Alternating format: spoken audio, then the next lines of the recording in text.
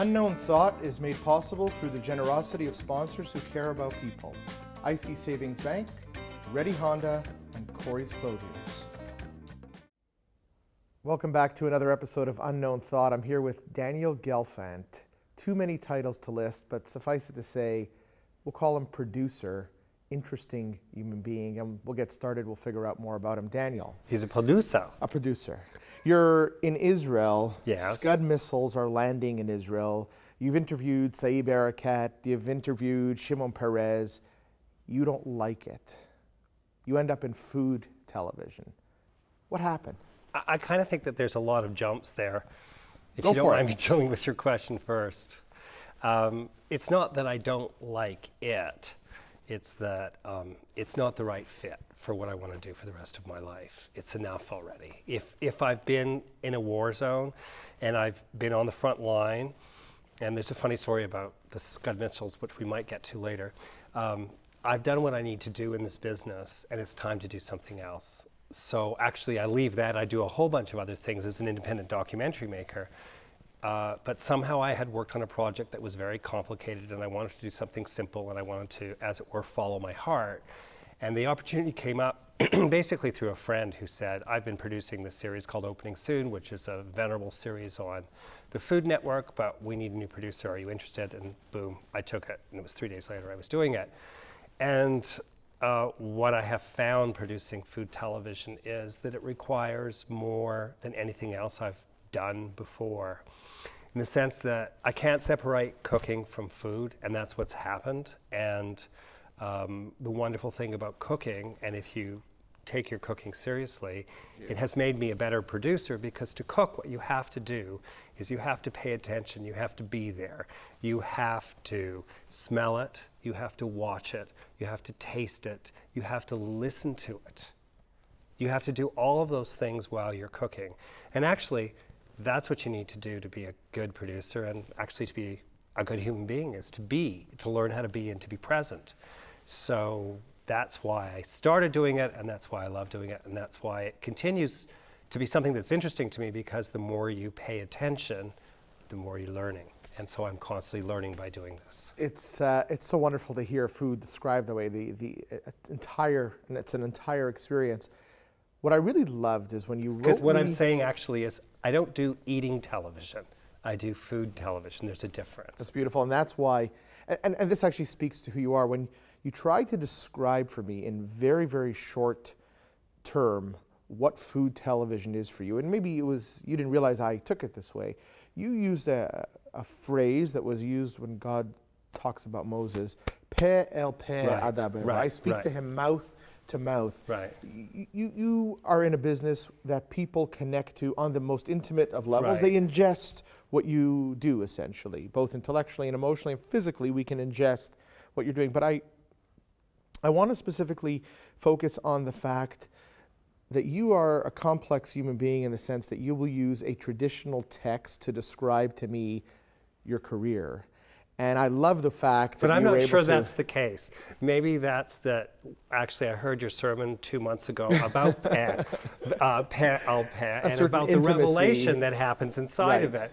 And really, I mean, the project that I'm doing right now, which you like, called Pitchin' In, which has Very Chef much. Crawford traveling to actually meet Père Le Père, Right. mouth to mouth, face to face, the farmer that produces the food that she creates for others to create happiness for others. It's about, the show is about the connection, right? Right, so am I using complex terms? No, I actually think what you're talking about is the most simple of simple things, which is the human connection. That's what food is. That's what I'm trying to do as a journalist for years, which is to create connection between people, to give them information so they can make choices about each other, so that you get beyond prejudices or preconceived notion and illuminate them with what really is there. That's what's mostly journalism about, and the type of journalism I was always interested in, which connects with my family background. My grandfather was the first publisher of a community newspaper in Winnipeg that was for the it was Anglo-Jewish. It was the first English published newspaper for the Jewish community, and the notion was to connect Jews with non-Jews and also to help Jews integrate into a society without losing their traditions by using the English language as opposed to just Yiddish or Hebrew. So what am I trying to say is it's all about connecting, and it's all about people being face to face. Food happens to be the most universal and the easiest way to do that. And that's why I take joy in what it is. I think you do really well. I love your passion. I know what we talked about, how I love what Lynn Crawford did. And my favorite episode was the pork episode, because even though I can't eat the pork, Right. I can appreciate how gently and how significantly she took the value of what human beings do and brought it to great prominence and significance. What I did want to share with you, though, is the idea that your Jewishness and your Judaism is a very strong characteristic. It's present in you. You got it from your parents, you got it from your you got it from your parents say that? with attention. Why do you say that? That what? Why do you say it's so present?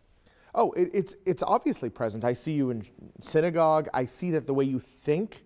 You know, you don't just look at something at face value. Right. Part of Jewish identity is to see everything as an allegory and understand its relevance. And the other thing, too, is that we were lucky, having studied Talmud, that you read 4 rabbis and how to do something. So when I go to a press conference as a journalist, or when I see what somebody says, I think, well, maybe what they mean is this, or maybe what they mean is this, or what is the question that I can get at?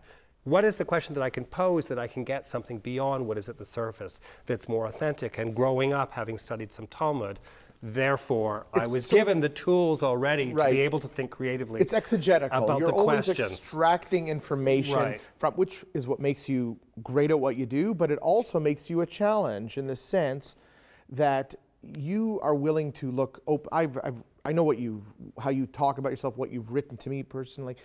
I know that you're willing to look at your life in its entirety, shamelessly, with comfort, share your disappointments and your challenges, and you're willing to highlight it, which is not necessarily typical, especially if you find yourself in a situation where your Jewish identity is somewhat amorphous. It's still growing, it's still developing. I know that you've changed over time. Well, as I told you in some of the letters that I've written to you, the connection between Zionism and Judaism for me was stronger than the connection between Judaism and davening, always. Right. And, you know, that's been the tension for me, being a North American Jew, is how do I find a place for myself when really my identity really has more to do with the Hebrew language than it does with my grandparents and their version of prayer. So in the last minute or so we have, tell me what happened in this last trip to Israel. What happened? What did you feel? Wow. I think what I found was that modernity in Israel is really interesting, and it's a place that I can see myself as a frequent visitor or as a place that I could live.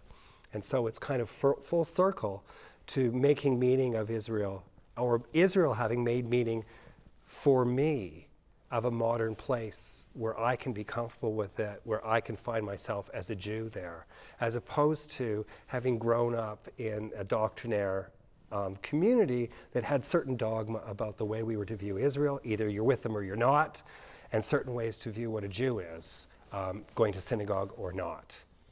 Speaking of dogma, did you get your puppy? I have not got my puppy yet, but I went to visit the puppy. How does the puppy look?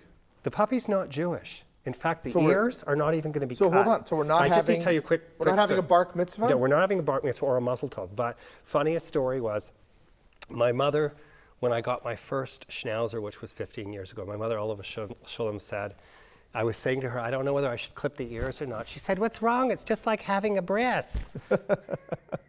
Yes. And I can tell you that I said, well, Alan doesn't want to have one, Alan being my partner. And she said, what's wrong? He had a breast. Well, my partner is not Jewish, and let's leave it at that. I know that was fantastic. Thank you for being here today. Pleasure to be with you.